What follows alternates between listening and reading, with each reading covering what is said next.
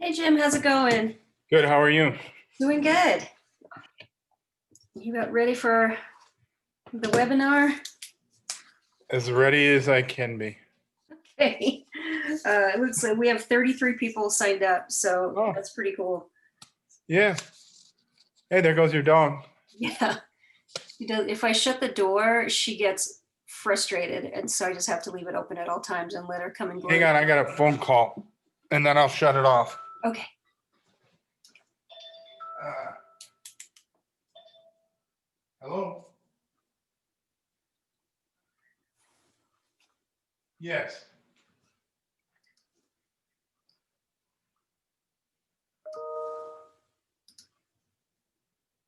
Okay. Um, I'll have to call you back a little later. I'm in a meeting. All right, thanks. All right, I'm going to start recording, and I'm going to give my spiel before we talk to Jim. Thank you all for joining us.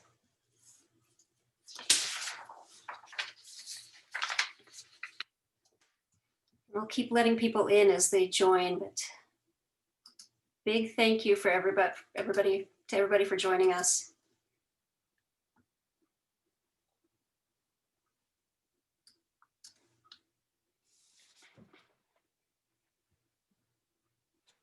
All right, so I'm going to go ahead and start things off as people get on here. Welcome, everybody. Thank you for joining us. I want to take a moment to announce a few big things we have coming up with AAF New Mexico. First of all, we're officially accepting entries for the 2021 American Advertising Awards New Mexico. Last day to enter is January 22nd of 2021. You can enter online at nmadvertisingawards.com. And if you enter before December 18th, you get an early bird discount. That's you get $5 off per entry if you're able to do that. We have three amazing judges ready to judge your work. We have Jamie Umperson out of New York City, Elizabeth Spalsbury out of Atlanta, and Shane Santiago out of Jacksonville, Florida. So we're really excited to have them judge our work. It's going to be a lot of fun. We have a great webinar coming up soon on January 19th, 2021. We'll be talking to John Bell of Next Now Digital. We'll be talking about 5 trends that will shape post-pandemic marketing. So that's going to be a great webinar. Take a look at our website, aafnm.org, for information on that. That'll be coming up soon. And now on with the show. So let me introduce Jim Melzer. Jim grew up on a farm, has a degree in ag and advertising, and has done brand advertising for ag category leaders like BASF, DuPont, Pioneer, Pfizer Animal Health, Purina, and many more. Jim has been an award-winning agency and freelance brand advertising creative director and copywriter for more than 35 years. He's worked at and for the largest agencies in Minneapolis and for agencies with agribusiness accounts all across the country. He's written communications plans and strategies and executed advertising and public relation tactics for Fortune 100 companies, but his expertise and passion is in creating brand advertising. Jim has recently moved from Colorado to New Mexico, so welcome, Jim, and thank you for speaking with us. Thanks for having me. And just a quick note, as I said before, but just a reminder of the creative brief that we're going to be working with is in the chat. So if you didn't get the email I sent out a little bit ago, the creative brief is there. Okay. Well, thanks for having me and welcome to everybody, especially my old friends from Colorado Springs. As Deanne said, I've worked in this business for quite some time. I worked on the client side for half dozen years, and then on the agency side for, gosh, more than 3 decades, I guess. And I have worked at agencies that had a great creative development process. I've worked at agencies that had a bad creative development process, and I worked at agencies that had none. And believe me, it's better to have something than nothing. And we're going to talk about a comprehensive creative development process, but we're also going to talk about what I think is the bare minimum that should be done, and that is the creative brief. So yeah, today we're going to talk about process. We're going to talk about the value of a creative brief, what it is and what it isn't. And then I'm going to go through the creative brief that I'm currently using. And then I'm going to show some work that was developed off the customer promise section of my creative brief. And then we're going to hopefully have some questions and answers. Um, for some of you, this may be a review. For some of you, it could be a first or early exposure to a discussion on a creative development process. And for some of you, I'm sure that I'm just preaching to the choir. So let's go ahead to the next slide, Deanne. Hello? Oh, there we are. Much of this we've gone through, but let's go down to the fifth bullet, has worked on accounts with budgets of 23 million. I think this is where I learned about a comprehensive creative development process. This 23 million was actually most of it on one product. It was a new product. It was supposed to be like the boy wonder product, new product for this company that I was working for, working on behalf of. And so they were going to spend a lot of money, and they wanted to make sure that their strategy and their communications positioning and their ads were all on target, because when you're spending a ton of money producing print ads, TV, radio, outdoor, and then buying the media, you don't want to fool around and have starts and stops with your creative. Next. Yep, there we are. Like I said, this client went through a very complete process to develop the creative. They did market research where they determined the customer needs. They did market research where they asked the customer, what's the most important thing about this product? And what would you pay more if it had these benefits? Would you pay less if it had these benefits? So they built this like ladder of benefits to find out, what was most important, secondary, tertiary. And the truth is, in the end, that actually entered into the creative, because it would tell us kind of how to write body copy, or if we were doing a piece of collateral, what things to start with, what things to do second and third. They even did weighted analysis on product price, although when it got down to the communications, that really wasn't much of an issue for us. The next thing they did was positioning, and this was just words on paper. We would write a positioning statement, kind of a fairly flat positioning statement. This is what the product does. This is how it can help you. And again, just words on paper, and we took them to focus groups, or we sent them via email. And so then we got back what we thought was the positioning. We fine tuned it actually from one focus group to the other. And when we got it where we wanted it, then we started writing a creative brief.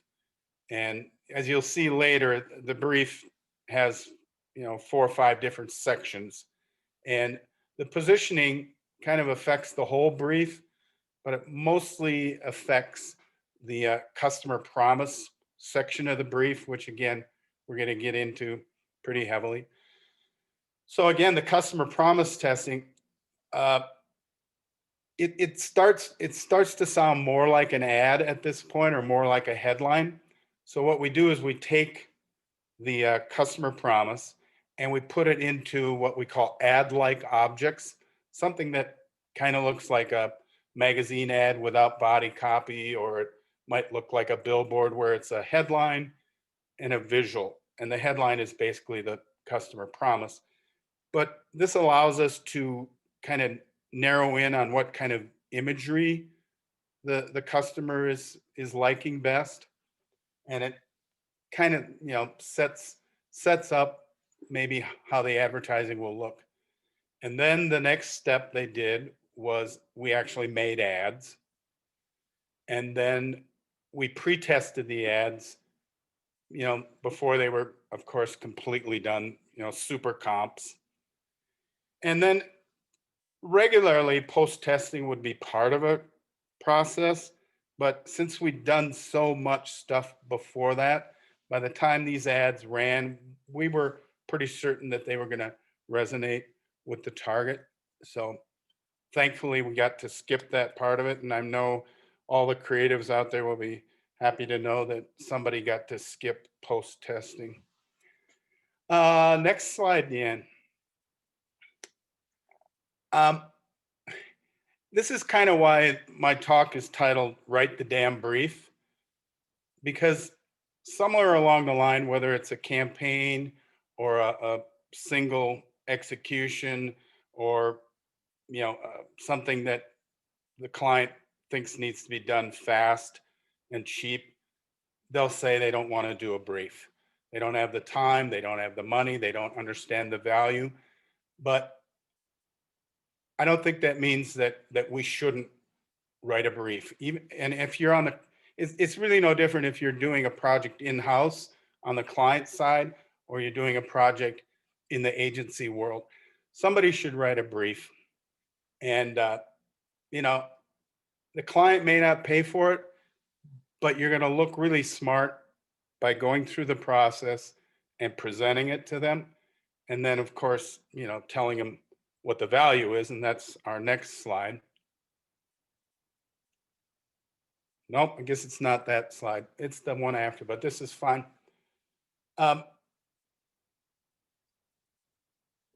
We just went through what the creative brief is. Now we're talking about what it isn't. It's not a job order. It's not something that somebody is forced to do so that they can put people to work on the project. It's not a way to open up a job. It's also not a marketing document. It doesn't have stuff in it like increase sales by 10%, or increase margins by 10%, or get 3 new dealers to buy into our products. And it's also not a knowledge dump like, here's everything we know about the product, here's everything we know about the customer, here's all the market research we've done, here's all the competitive ads, here's all the, it's not a knowledge dump. And in fact, sometimes we used to have a creative brief, and we would, if it was being completed online, we would limit the fields under each section so that somebody couldn't load it up with a lot of extraneous stuff. Next, please. So what is the creative brief? It's a very compact document, and you can look at it now in your email or in the chat. It's a very compact document designed to help a creative team execute a project. And if you do it right, it gets down to where you have 1 or 2 sentences that really tell the creative people what to do, how to approach the ad. And it's a logical, sequential sort of a document, kind of like the way an attorney presents his case in court. You start out by talking about what the situation is. Then you talk about what the customer is dealing with. Then you talk about how your product can help the client. And then by the time you get to the end, it's like life will be exceptional if you buy this product. And the point is that if you do it sequentially, and you keep narrowing and narrowing and narrowing, you should, by the end of the creative brief, have everybody nodding and everybody should be in agreement. And this is part of the efficiency of the whole thing. So now we'll get into the actual aspects of the brief. Um, I can't see mine, but that's okay. Um, the first part of the brief is the target audience, the customer, and it says to be specific. And when I say specific, it's like, well, by this time you've probably done a bunch of market research. You probably pretty much understand who the target is, but by specific, it's it's the usual demographics, age, income, education, gender, perhaps.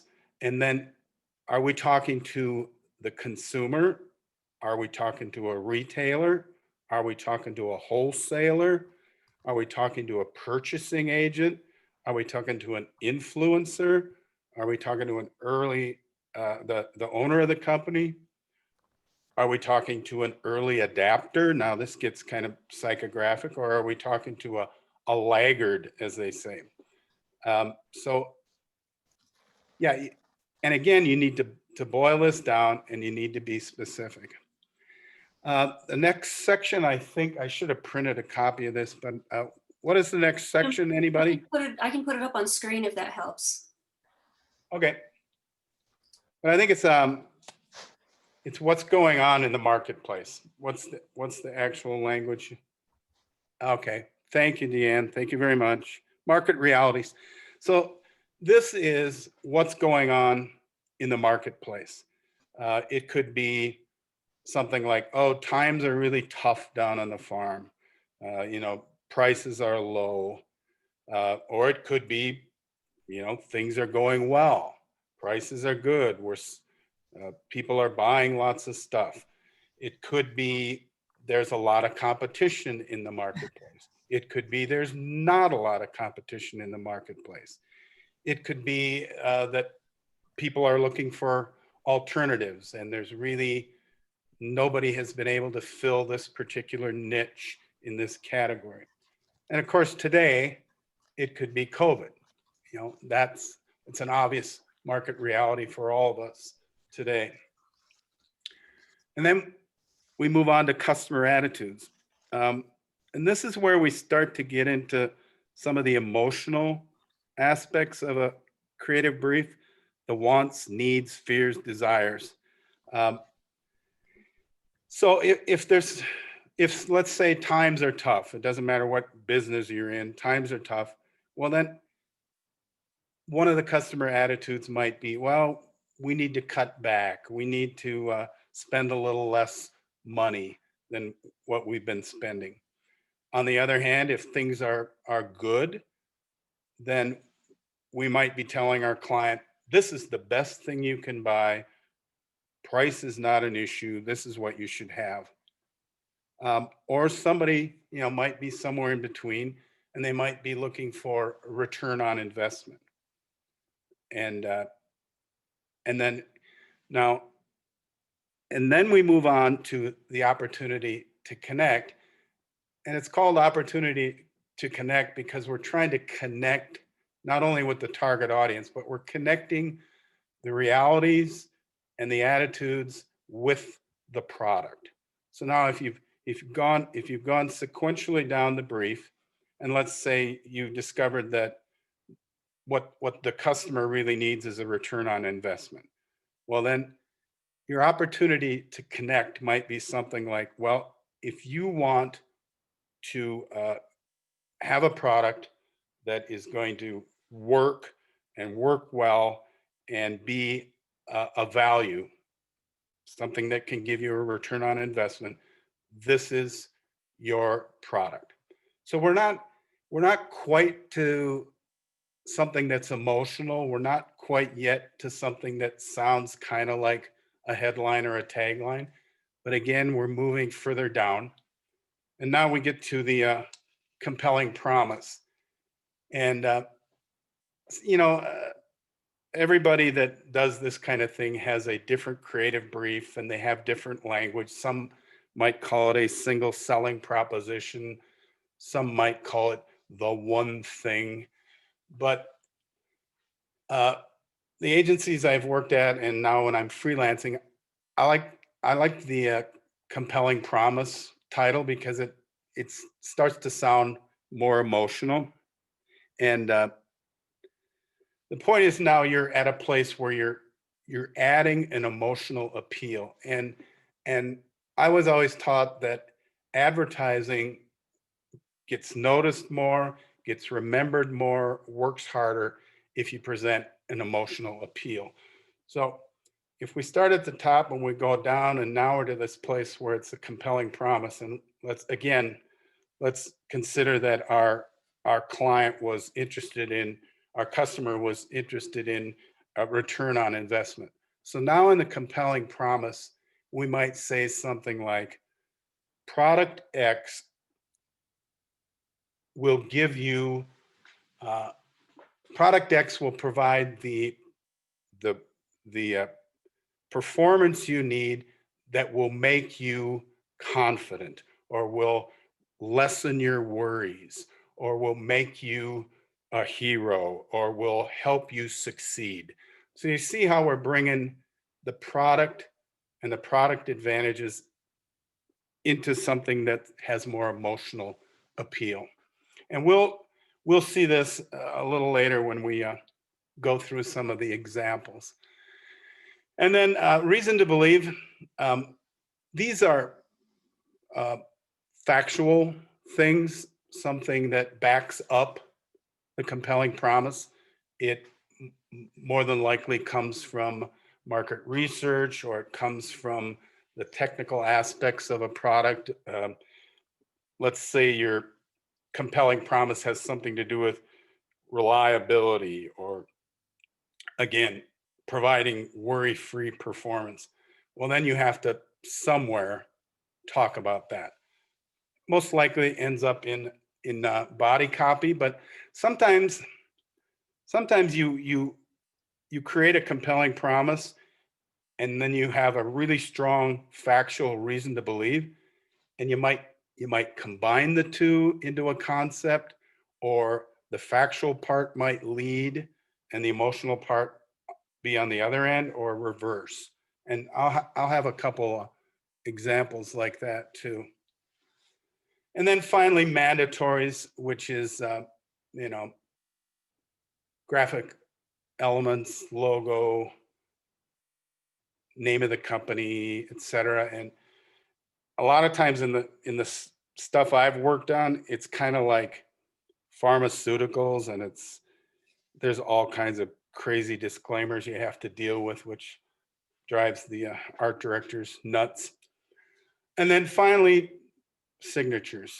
And a creative brief is not any good unless somebody signs off on it. And this kind of gets us to the point where we ask, who's writing this? Well, if you're working in an ad agency, you may have a director of strategy, you may have an account planner, or you may have an account supervisor, or you may have a creative director writing the brief, or it can be collaborative. Um, the point is, it just, you know, get the write the damn brief, and then get it signed. And again, whether this is part of your client process or whether you're doing it on your own, um, it should be done, and then you can still bring it to the client, and then it becomes a value added. All right, let's go to the next. Oh, hello. Get that brief off of there.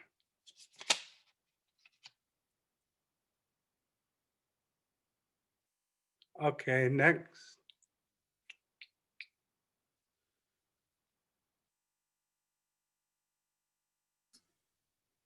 That we've done, Deanne.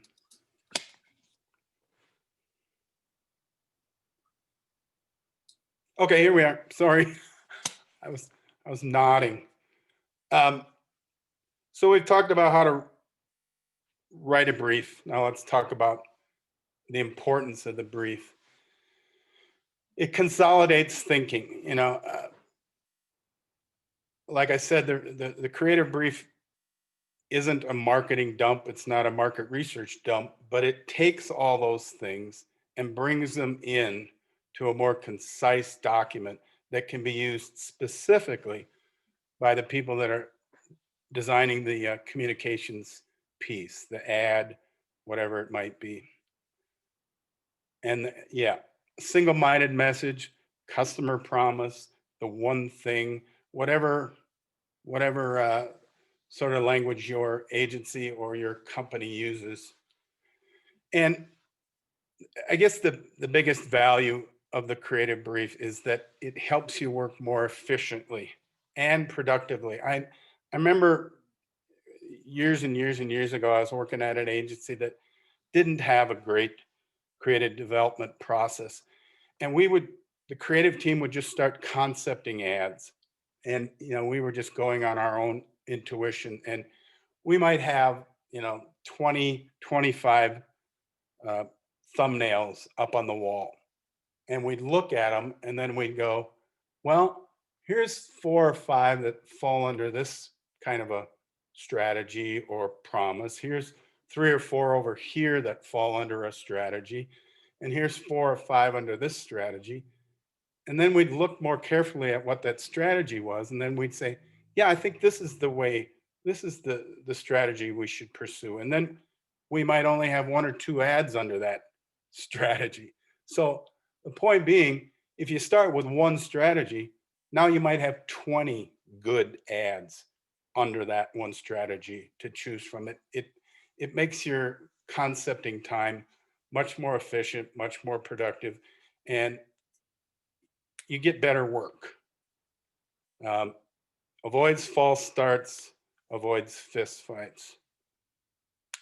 But yeah, the only way it works is if everybody signs off on it. And again, if that customer promise is written concisely enough, by the time you get to looking at work, then it should just really be a matter of tone. You know, well, that's a little too edgy for us, or that's not edgy enough for us, or that's more, it feels better for our brand and our customer. But the strategy should be nailed. So at this point, then it's a matter of, well, this this voice works better. All right, what do we got next? The end. Tell them what they have next. Next slide. Okay, now what I'm going to do is I'm going to show some examples of magazine ads that were written off of a customer promise from the creative brief we've just been looking at. Now, most of my good work is in the ag category, but I don't think you're going to have a problem with it because good work is good work, I think. And I was telling Deanne earlier that when I worked at ag at agencies, we always wrote these ads so that an awards judge could understand them. I mean, we wrote them, yes, so that our customer would understand them and remember them and find them useful. But we always thought, well, is there something in this ad that is too jargony or too sciency or too, you know, inside baseball? So we kind of avoided that, and we tried to avoid cliche farm images. And so again, I think we can make this work, and I think you'll see the most important thing here is for us to try to connect the customer promise with the work we ended up doing. So next slide, please. Outlook is a herbicide, and herbicides are weed killers. I'm sure you're all familiar with Roundup. Uh, some herbicides kill different things, and some herbicides work on specific crops versus, it might work on corn, but it doesn't work on soybeans. This was a new product. This was the product that had like the $20 million budget. You can be confident that Outlook will provide superior weed control and make your fields look great.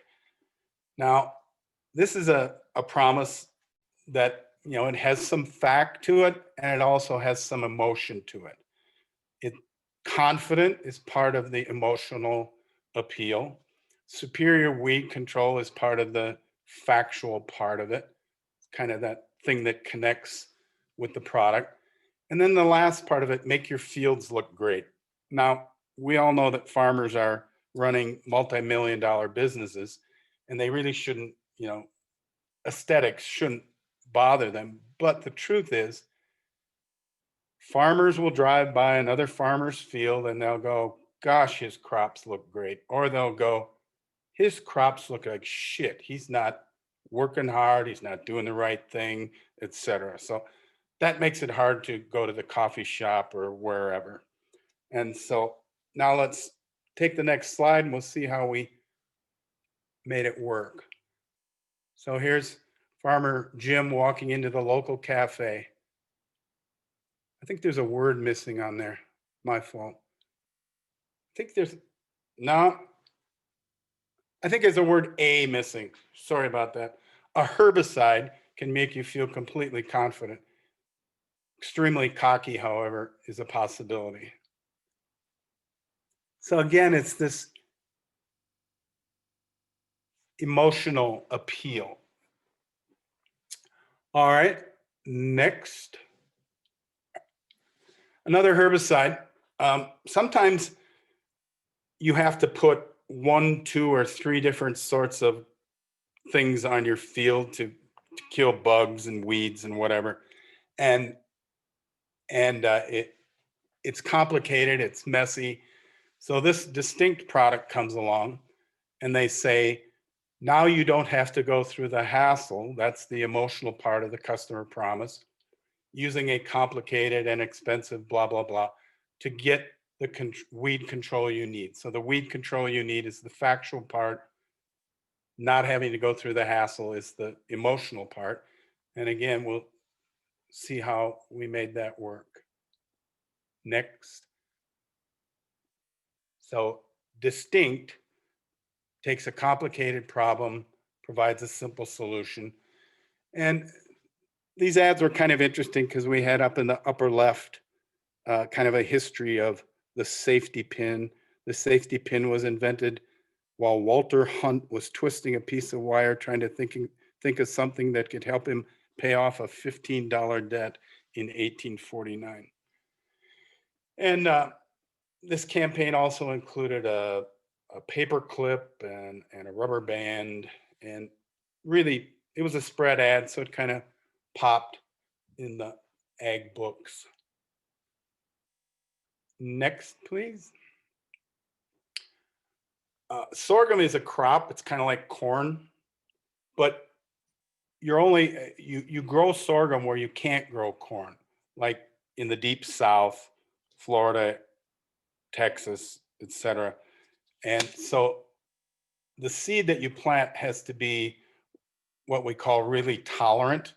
It has to be, it has to withstand great heat, not a lot of moisture, etc. So the customer promise, the emotional part is you can trust that DeKalb sorghum will handle the most severe tropical pest and weather conditions. So the front half here is the emotional piece. The handle the severe tropical pest and weather is the second part of it. And then this next slide, please. So this is a field of sorghum and the headline, tougher than nails? Shoot, our sorghum is tougher than hammers. So I guess not a great deal of emotion in this headline, but it does point out kind of in a clever way that you plant this stuff, it's going to handle all the heat, all the drought, etc. Okay, next. Again, we're kind of heavy on killing weeds here today, but that's my bag. So um, powerful weed control, that's the factual part without damaging your crops. Some herbicides, you know, you worry about them, whether, is it strong enough to kill the weeds and is it too strong and will damage my crops? So we're presenting this kind of the creative is going to try and tell them, not to worry. Next. What peak does to your weeds. Electric chair, what peak does to milo, and milo is the crop. Peak is the herbicide, milo is the crop. So kind of setting up a situation where they don't have to worry. And I guess that's the emotional part of it, is you don't necessarily have to have that emotional part in the headlines, but I think the visuals tell the customer, don't worry, take it easy. This stuff is going to be fine. Next.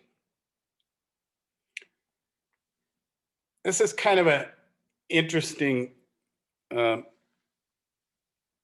situation here. This is a fly spray for horses. And the client said, well, the point is that this fly spray was waterproof. And so we asked the client, well, if it's waterproof, is it sweat proof? And what we were doing there was trying to ladder up the benefit, because, if it's waterproof, that's not really sexy. That's not a great advantage. But if you ladder up and you say it's sweat proof, now you can start talking to horse owners that are into competitions, rodeo or hunter jumper or stadium jumping or dressage or cutting horses or whatever. So it elevates the benefit of the product, and it also kind of elevates us into kind of a different target audience. And the funny thing about horse owners is, even if they aren't into performance, they think they have a performance horse. So when you talk about performance, they all think to themselves, yeah, that's my horse. So, but back to the customer promise of this thing. Now you don't have to worry. There's the emotional part of our customer promise. You don't have to worry about your fly spray sweating off. So, and now next slide, we'll see how so here's a English jumper. And when the sweat is flying, it's comforting to know your fly spray isn't. So let's say you have a $10,000-$15,000 horse, and you have trailers, and you have entry fees, and it's comforting to know that your horse is not going to go crazy because there's a gnat or a fly on him while you're competing. So this ad kind of made us heroes, because we kind of we laddered up the benefit, and we also put it into a performance mode. So, and that's a pretty good photography, I think.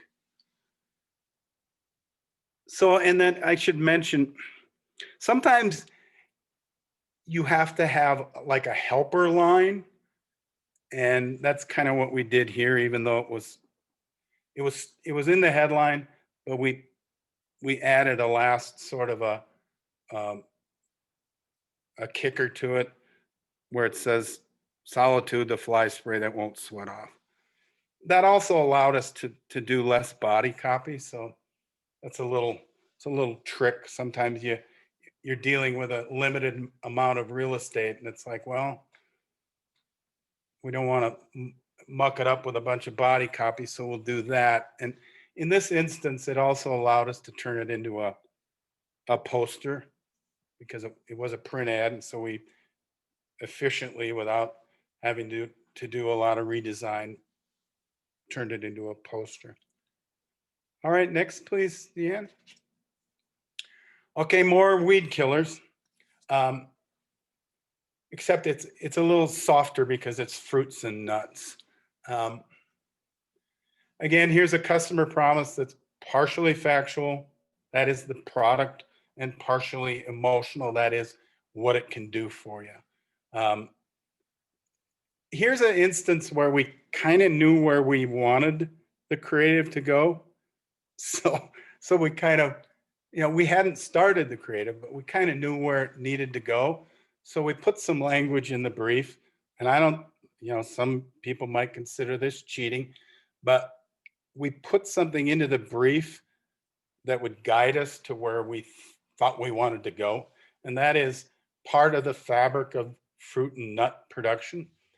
We wanted to get that in there because these products had been around forever and they were very popular.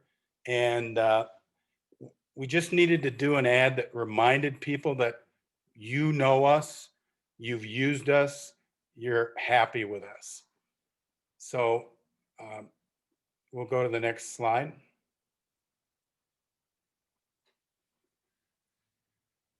So what we've done here is, we kind of took off from that part of the fabric of production, and we used old fruit crate art, something that's very familiar to the target audience, very warm, nostalgic. It puts two things together. It puts the fact that these products have been around a long time and that people have used them and been happy with them for a long time. So it's kind of like, here's your old comfortable friends, Princep and Solacam. And this was original art. And of course, we did a lot of research to find old fruit crate art.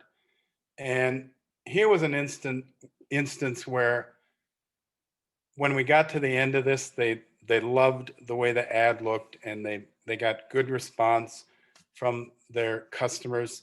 So they turned it into mouse pads, posters, um, all sorts of stuff, and it ended up in dealerships where it may not have ended up if it was just a more pedestrian looking ad.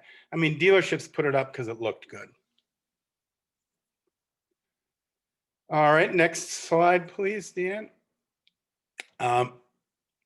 Wiffles Hybrids is a seed company, and it's an independent seed company that competes with a bunch of multinational giants. And these multinational giants are into all kinds of products: fruits, nuts, vegetables, wheat, oats, corn, soybeans, tons of different products. And my client Wiffles likes to tell people that we only do one thing. And if we only do one thing, you can expect it to be better. Because those companies that do 50 different things, how can they possibly do all of them well? So, taking off on the idea that they only do one thing, the customer promise says, we spend our days and nights thinking only about superior corn hybrids, so you can expect the best seed corn possible. And so we'll go to the next slide. So this was a spread ad, magazine ad, and that's the whole ad. There's no body copy. There's I don't know if you all can see it, but there's a bag of seed on its side at the bottom. And eat, drink, sleep, which is kind of a common, an understood idiom, but in between it's all corn. And this one stuff. Anyways.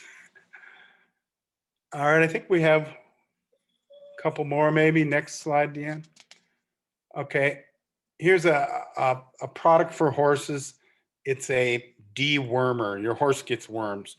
Some of you may have dogs and you may have given them worming products. Um, this product was a little different because it was a product that was used daily, whereas most of the products were good for a month or more. The competitive products good for a month or more. So we had to deal with the fact that this was a daily thing, and for a lot of people, doing something every day was a pain in the ass. So we had to prove that it was worth it. So again, like that fly spray, we aimed it at performance people. And in the horse business, when you aim something at performance horses, everybody thinks their horse is that horse. So again, the factual part and the emotional part of the customer promise provides superior worm protection. And then the end of it is so your horses can do their best. And that's what the performance horse thing is about. And so if you can go to the next slide, please. Here we have a cutting horse competition. Without stringent C2X, parasites can take your horse right out of the picture. So this was actually early Photoshop days, and you wouldn't believe the amount of time it took we photographed, of course, the horse in it, and then we took the horse out. But horse people are very particular, and they will sit and look at this ad for 3-4 minutes and go, nope, that rein is too low, that bridle is too high. So we really had to do a good job on it. And then there was another ad for this product that was aimed at the English riding market, and that was a horse jumping over like a 6-foot jump, and the horse wasn't there. Same headline, different style of riding, because the English people don't like the Western people, and the Western people don't like the English people. Next, please. Next slide. Carpenters Union. This was a client I had as a freelancer, where we kind of operated like agency of record. We did market research. We did the creative development process. We did the creative brief. We did the work. We did the media buying. And up until we got this account, it was much of their advertising was basically strong arm sort of union tactics, like buy union. And that was about it. That's all they said. They'd show pictures of buildings and they'd say buy union. And luckily we were dealing with a new client who understood advertising a little better. He understood strategy. He understood that the carpenters union needed to not just say they were union and that was the end of it, but they needed to tell their story.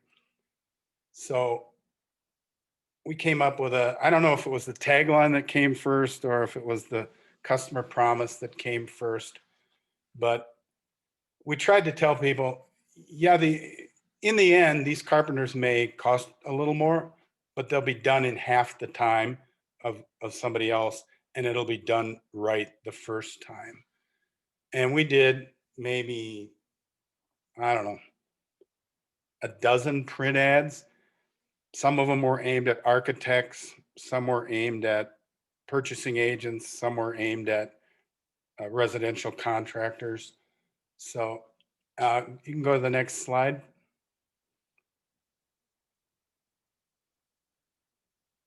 So this was started out as a bad photo. We just sent the photographer out to shoot a job site, and we're going through the photos trying to pick out images that would work for particular things we wanted to say. And I came across this one and I said, Yep. We need a bad photo for this concept. And I don't know if you can see the bottom of this, but that's where we had the tagline, and it was trained, skilled, passionate, professional. And they liked it. It was pretty obvious, but they liked it because it allowed them to talk about different aspects of their program. And then the client we were dealing with got fired, and he got replaced by some mobster, so we lost the account. But that's okay. We got some stuff out of it. You can go to the next slide, Deanne. That looks like the end, but there's one other thing I wanted to talk about, and I don't have an example for it per se, but we talked a bit about laddering up the benefit, and sometimes to get to an emotional appeal in your customer promise, you have to ladder up the benefit. Let's say you have a hammer. You're trying to sell a hammer, and this hammer is not the sexiest hammer. It's not the fanciest hammer, but it gets the job done, and it's inexpensive, or let's say it's cheap. But you don't want to run an ad that says our hammers are cheap. So you ladder up the benefit. And let's say instead of saying our hammers are cheap, you say our hammers are a good value. Well, that's still quite not sexy enough. So let's ladder it up and let's say our hammers are a good deal, because everybody likes to have a good deal. Well, maybe you could make ads from there, but let's ladder it up one more step. And now let's say our hammer is the smart choice. Now we're getting to a place where we have an emotional appeal, and everybody likes to think they're smart. So that's kind of the exercise we call laddering up. Some people also might call it the so what exercise, where you said our hammer gets the job done. So what? Well, it's also inexpensive. So what? Well, then it's a good value. So what? And on and on and on. But I like to use the laddering up the benefit language, because you're actually talking about the benefit, and you're talking about improving the benefit and making it more emotional than completely factual. So that's about all I have, folks. I couldn't hear any laughing, but then I also couldn't hear any guffaws, so that's good. You know, we'll have to, you'll have to praise me via email or something. So I hope it was helpful. Questions? Yeah, Q's and A's.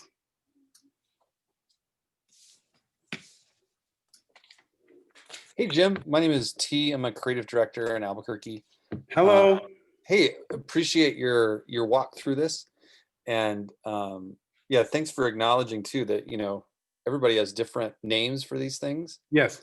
I know a couple of members of my team are listening to this. So we really appreciate you walking through the steps and clarifying kind of the emotional component. We get super factual, and it's great to be encouraged to do that. Hey, I just had a quick question, just about by the way, I really appreciated comprehensive creative process. Would you have any suggestions for how to conduct market research, when you have clients with no money? Uh-huh. Well, we have email these days, which, when I was working back in the Stone Age, we didn't have. And if you're doing market research just to develop the creative, it doesn't have to be as comprehensive as if you're trying to price something, or if you're trying to figure out distribution for something. So you can kind of like we did with that big client, write some customer promises or some positioning statements and just send them out to some prospects and, see what resonates and what doesn't resonate. And you could also go to in my case, you'd go to farm shows, but you could do mall intercepts with the same sort of process. Here's this product. Here's what it does. How does this, if we said this about this product, would that be appealing to you? Or how about if we said it this way? And again, it's just words on paper, but it's boiling it down. It's not asking a prospect, do you like this product? Because you have to tell them something about it and the benefit, and then again, kind of get some emotional.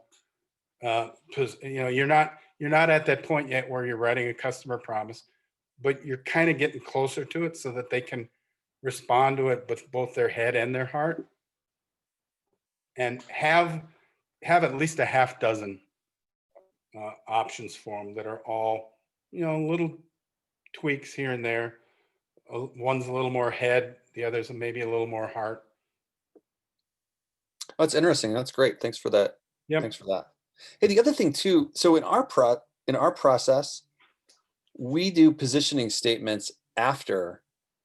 We consider that part of the creative process after the creative brief. Well, no, wait. I guess we don't really do that. But you were talking about positioning statements, like, don't make these flashy, just have them very static. I mean, not static, but just matter of fact. Right. I think what positioning is something that, sales guys understand, product manager guys understand, and they understand what that is, and they can take their shot at it and then kind of take that and now start boiling it down into something more emotional that you can use to make ads with. But a positioning statement, most of them I've seen from clients have a lot of marketing stuff in them. And so you need to take what they think is a positioning statement and start boiling it down so that it's more of a communications position rather than a marketing or sales position.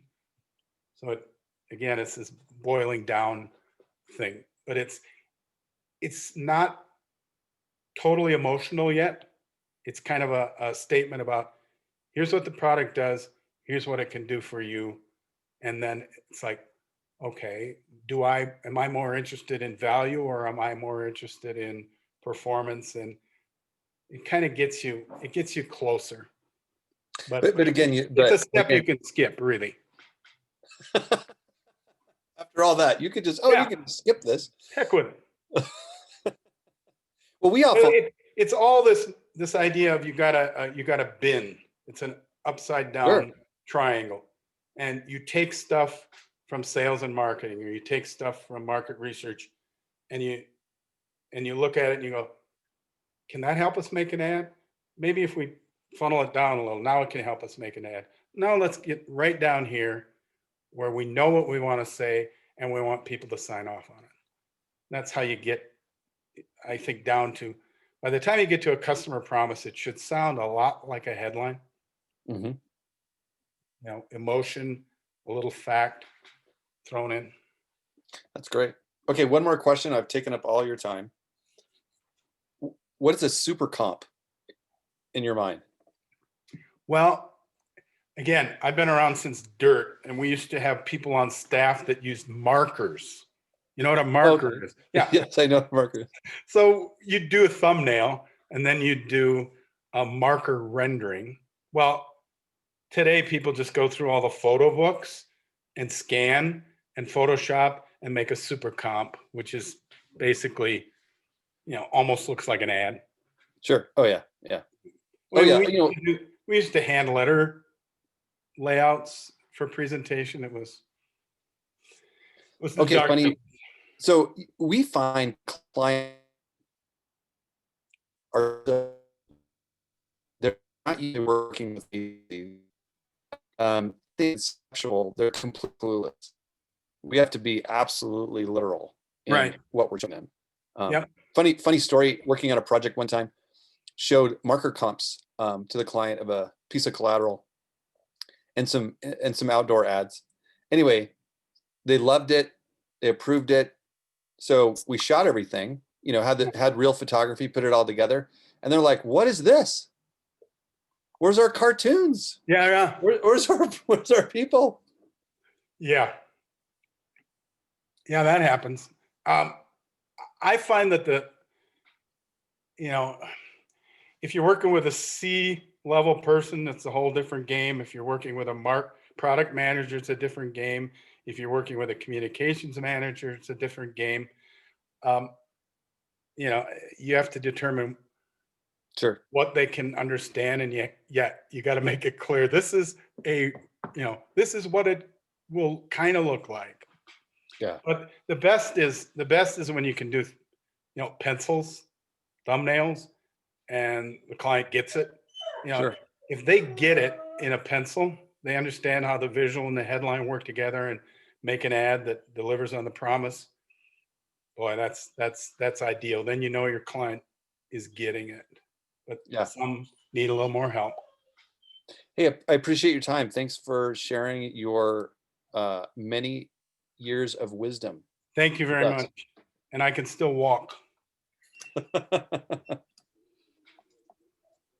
So we're just a little bit over time, but if there's more questions, I'm sure Jim can take a couple more questions. I got no place else to go.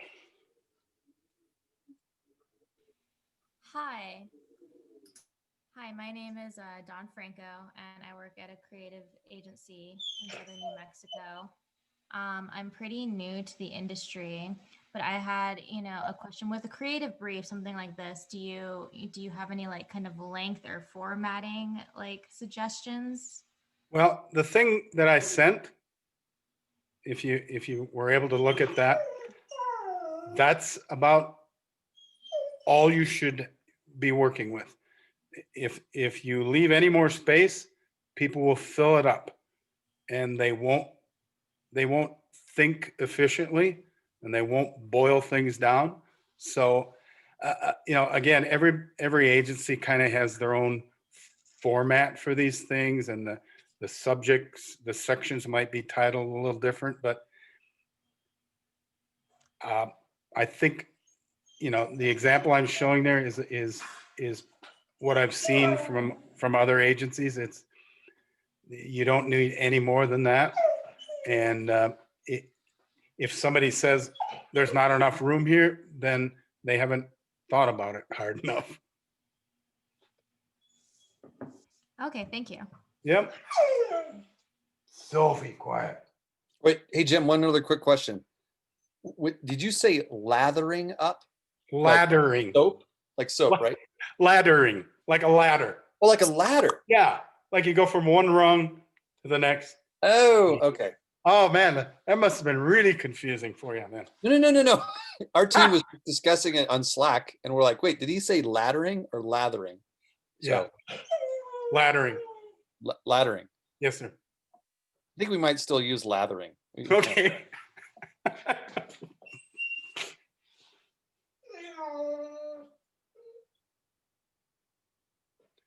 I gotta let the dog out, Deanne. I'll be right back. It'll take 1 second. Come here. 1 second. In the meantime, if anybody has any questions or anything that you want to put in the chat, go ahead and do so. Or if anybody has questions, otherwise. I'm back. All